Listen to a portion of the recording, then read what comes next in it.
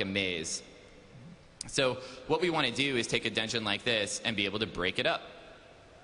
And we want to find good places to do this. So here we've got a great opportunity with Ironaya. There's this whole event that plays out where you find the staff, you get the staff together, put it in the city, doors open, Indiana Jones moment. Seems like a great place to kind of end this dungeon and have that be the final boss. So you can kind of see here that the dungeon on the right, that's where Ironaya would end and be the final boss. Then on the left side, we would break it out. We've got a back entrance for Oldemon. Out in Badlands, you can come in the backside. Now, they would take that backside entrance and turn that into the main entrance for the second wing, thereby basically taking Oldemon, converting it into a winged situation. It gives us two dungeons that are more bite-sized chunks, easier for players to understand, easier to navigate, and at the same time, we get a chance to go in there and mix up the encounters a little bit and deliver a new experience.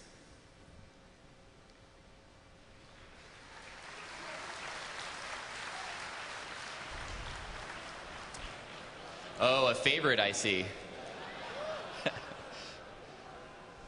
Am I in the orange section or the green? This might be purple. Not sure. So a number of people have gone through Meridon. We've always felt that it was obviously hard to navigate, hard to know where you're at. So this was a great place as an example of someplace we could go in, break it up a little bit, and turn it into a winged dungeon that would feel better for players. So this is what we're looking at to break it up. So we basically kind of changed it into a Meridon living section and then a separate section with Princess on the left side. And instead of having where we have now, where we have multiple instance portals and entrances, we'd break it up, same deal, smaller size bite chunks. Clearly, this would be much easier for someone to navigate and get through. And it's just going to be a better experience for players overall. Especially with goblins and worgans coming in Cataclysm, we figure there's going to be a lot of new people that are going to roll new races and want to go back through obviously the classic world since we just finished redoing all of it. So we want to make sure that the dungeons don't get left behind in this redo of everything. We want them to be up to par with everything else.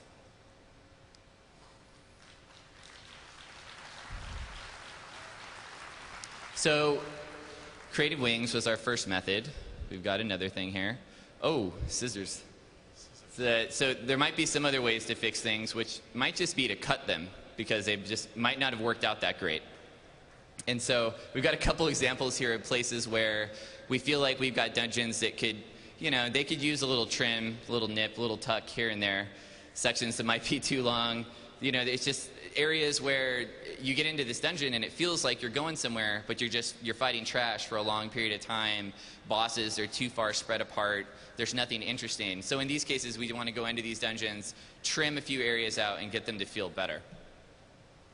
So we've got a couple examples of this. Oh.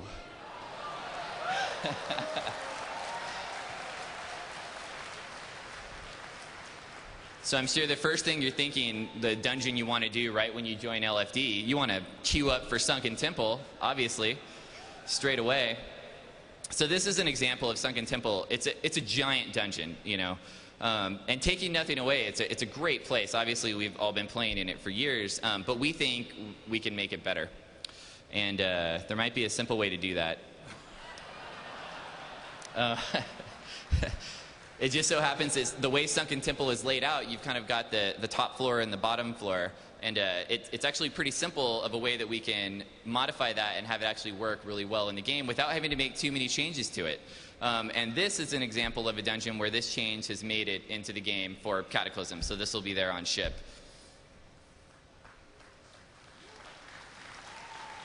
We've got another example here just to get a little bit of a better view of what this place looks like. So this would be before as it exists now, and then this would be what we'd be trimming off. And in situations like this, we don't feel like we're really losing that much because the dungeon already has a really good number of bosses. It's still going to feel great the way that the encounters play out and the way that it works. So I think for the players, it's just going to feel better, and no one really loses in this situation. It all works out well. Oh, here's another one. So I think we all know Wailing Caverns. Everyone's probably been there at some point. And I'm pretty sure we've all gotten lost in the maze at some point in Wailing Caverns. So, this one, another simple solution. Let's see, what should we do here? Oh,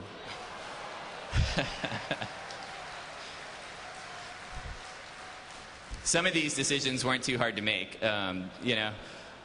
So something like Wailing Caverns, it's pretty easy to take the bosses that are in there and move them around, because they don't necessarily have rooms that are built specifically for them. As you've seen, as WoW has grown through the years, we've basically created, almost every boss has its own room with a look and a feel that matches. A place like Wailing Caverns, it was so long ago, it doesn't really have that. So it's pretty easy for us to take a boss and move it around when we cut an area like this. Obviously, there's a boss or two in the maze that we cut out, but we're able to move those around and put them in a different place without causing too much trouble. So now I'm going to hand it over to Scott here, and he's going to talk to you a little bit about the concept of our raid philosophy for Cataclysm. Thanks, Corey. Thanks, Corey. At the beginning of every expansion, we always take some time to look back, see what worked, see what didn't. We started talking about like what we wanted out of Cataclysm raiding, and I just wanted to go through some of the things that we identified as goals or things to work towards. One was more raid zones for ship.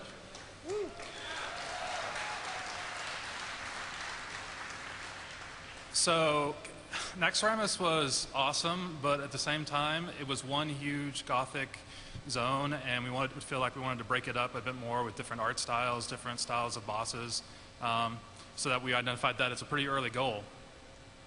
Another one, we wanted to make the coolest encounters yet. We started like actually beta testing a lot of our raid encounters this last Sunday, and we'll be continuing to beta test over the next few weeks. And so far, it's looking really good. All the players that have gone through our new raids, new dungeons, or new raid encounters have really been super excited. We've got things like players moving back and forth through the air to fight 3 Jinn on separate platforms. We've got you wrangling magma worms. We've got you trying to be as quiet as possible so this big blind dragon doesn't kill you. There's all these like interesting new mechanics that we've got that are really going to, we think, play out well, and it'll be a lot of fun for you guys.